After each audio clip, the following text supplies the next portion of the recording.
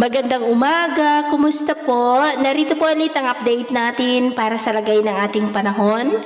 Ngayong umaga po ng November 15, 2024 na kung saan sa ngayon po ang bagyong Ophel na ating binabantayan ay nakalampas na po sa kalupaan ng ating bansa. Nasa kanlurang baybayin na po ng mga isla ng Northern Luzon at kumikilos na po iyan palayo, habang ang bagyong Pepito naman ay nandito na po ngayon sa loob ng ating area of responsibility sa silangang bahagi po ng Dinagat Island. About 790 km east away, nataglay ang lakas ng hangin na umaabot po sa 110 km per hour habang kumikilos pa-west, northwestward sa bilis na 20 km per hour.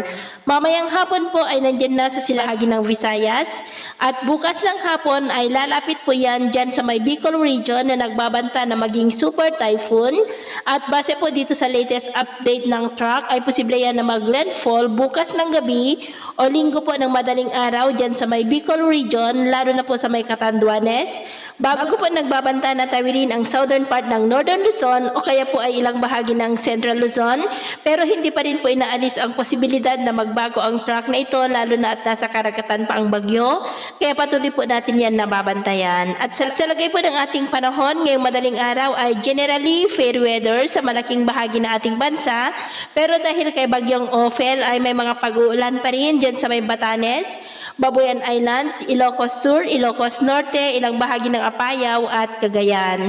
At mamaya ay sisikat pong araw sa malaking bahagi ng ating bansa, pero dahil pa rin kay bagyong Ophel ay may mga pag-uulan pa rin sa may Batanes, Babuyan Islands, Ilocos Region, northern part ng Apayao at ilang bahagi po ng northeastern part ng Cagayan.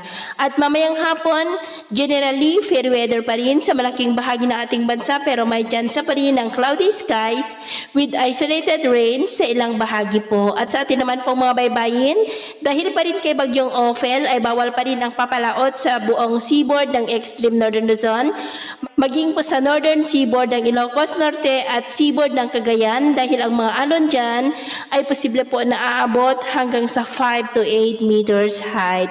Kaya hanggat maaari ay iwasan na muna natin ang papalaot dyan sa mga may kulay pula para po mas makaiwas sa mga sakunang pangkaragatan.